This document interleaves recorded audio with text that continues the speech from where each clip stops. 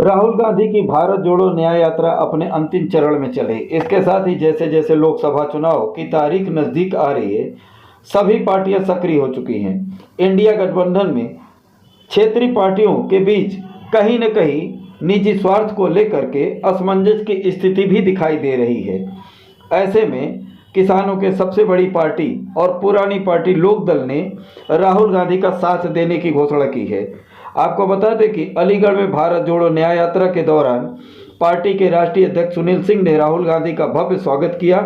और कांग्रेस पार्टी के वरिष्ठ नेताओं के साथ बैठकर लोकसभा चुनाव की रणनीति की तैयारी की। उन्होंने कहा कि केंद्र सरकार लगातार किसानों और नौजवानों का हक मारने का काम कर रही है। प्रदेश के अध्यक्ष श्री अजय राय साहब, विधायक मोना जी, समाजवादी पार्टी के हमारे पुराने विधायक देवेंद्र अग्रवाल जी, सभी सम्मानित कांग्रेस जन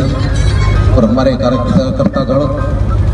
आज देश में जिस तरह से एक अकेला व्यक्ति आज सत्ता से लड़ रहा है, आज जिस तरह का माहौल पूरे देश में है, तो एकमात्र व्यक्ति जो पूरे भारतीय जनता पार्टी की सत्ता से लड़ रहा है वो श्री राहुल गांधी जी पूरे तन मन जिस तरह से लड़ रहे हैं। आज लोकदल, वो लोकदल जिसका गठन स्वर्गीय चौधरी चरण सिंह जी ने किया, वो लोकदल जो एक राष्ट्रीय पार्टी होती थी, वो लोकदल जिसके देवीलाल जी हरियाणा में होते थे, कर्पूरी ठाकुर जी बिहार में होते थे, उत्तर प्रदेश में मुलायम सिंह यादव जी होते थे और यहाँ तक कि कर्नाटक के आपके मुख्यमंत्री सिद्धरमैया जी भी कभी कभी पहले जीवन उन्होंने भी लोकदल से शुरू किया। तो चौधरी चरण सिंह जी का वो लोकदल आज किसानों की लड़ाई में, संघर्ष में जिस तरह से आज हाल हो रहा है कि आप देखेंगे कि भारत पाकिस्तान का बॉर्डर बना दिया, हमारे शंभू बॉर्डर को 800 से ज्यादा किसानों की जान चली गई। अभी 2 दिन पहले कुछ 2 किसानों की जान चली गई और जिस तरह से किसानों पे अत्याचार हो रहा है, जिस तरह से किसानों का माहौल बना के उनको जिस तरह से समझा नहीं जा रहा है केंद्र सरकार द्वारा, राजधानी आना चाहते हैं, सुनना नहीं चाहते, एमएसपी का हक मांग रहे हैं, देना नहीं चाहते, तो ऐसे में आज इस देश में किसान पूरी तरह परेशान है। आज इस देश का नौजवान युवा, जैसा कि अभी अविनाश जी ने और अजय राय साहब ने बताया, पूरे का पूरा कुटीर चाहिए, उद्योग चाहिए, लघु उद्योग चाहिए, उद्योग कहीं है नहीं देश में। तो आज इस देश का युवा, किसान सब परेशान है। ऐसे में कुछ लोकदल, जो नकली लोकदल हम कहते हैं, जिसका गठन जैसा आपने, जो एक राष्ट्रीय लोकदल पार्टी उत्तर प्रदेश में चलती है, वो पार्टी स्वर्गीय कल्पनाथ राय जी ने, जो मऊ से सांसद होते थे, उन्होंने बनाई थी वर्ष 1994 में, और वो इसलिए बनाई गई थी कि मऊ में 6 में से 6 विधानसभा सीट ये चौधरी चरण सिंह का लोकदल जीतता था। उनका कुछ कांग्रेस से विवाद रहा होगा तो उन्होंने गठन किया। जब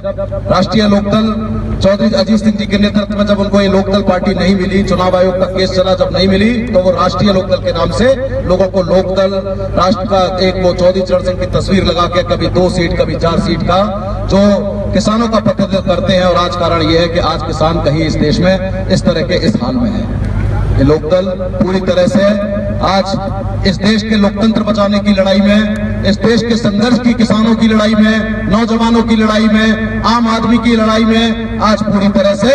राहुल गांधी जी की कांग्रेस और इंडिया गठबंधन के साथ खड़ा है। मैं धन्यवाद देता हूं हमारे सभी नेताओं का, कांग्रेस का, जिन्होंने हमें इस गठबंधन में, इस यात्रा में हमें शामिल करने का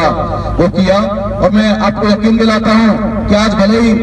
हरियाणा में जो किसानों पर अत्याचार कर रही है सरकार, उसमें नाती देवीलाल जी के पोते हैं दुष्यंत चौटाला जी, लेकिन वो ये भूल जाते हैं कि देवीलाल जी लोकदल के नेता थे, इंडियन नेशनल लोकदल के नेता नहीं थे। तो आज ये जो लोग चाहे देवीलाल जी के नाम का दुरुपयोग कर रहे हैं, चाहे कर्पूरी जी के नाम का, लोकदल पूरी तरह, पूरे तन मन और पूरे संघर्ष के साथ में कांग्रेस के साथ कंधे से कंधा मिलाकर खड़ा है। और हम चाहते हैं कि आज वो परिवर्तन की लड़ाई, वो क्रांति की लड़ाई जो हमने पहले देखी थी कभी 77 में, आज वो क्रांति की लड़ाई देश में लड़ी जाएगी और निश्चित रूप से देश का माहौल बदलेगा, ये हमें पूरी उम्मीद है। और हम इस संघर्ष में पूरी तरह से राहुल जी और आप सब कांग्रेस के सभी नेताओं के साथ में कंधे से कंधा मिलाकर खड़े हैं। हमारे साथ समाजवादी पार्टी भी हमारे साथ है और पूरी की पूरी तरह उत्तर प्रदेश का माहौल बदलेगा, देश का माहौल बदलेगा, हमें ऐसी पूरी उम्मीद है। बहुत बहुत धन्यवाद जो आपने हमें सम्मान दिया, बहुत बहुत धन्यवाद। नमस्कार।